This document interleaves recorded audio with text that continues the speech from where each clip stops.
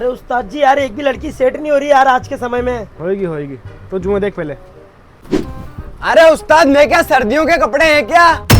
हाँ है ना, पर बहुत बेकार है। हो सकता है 1-1.5 महीने में अपनी दुकान बंद कर दूं। देख सकता हूँ क्या मैं?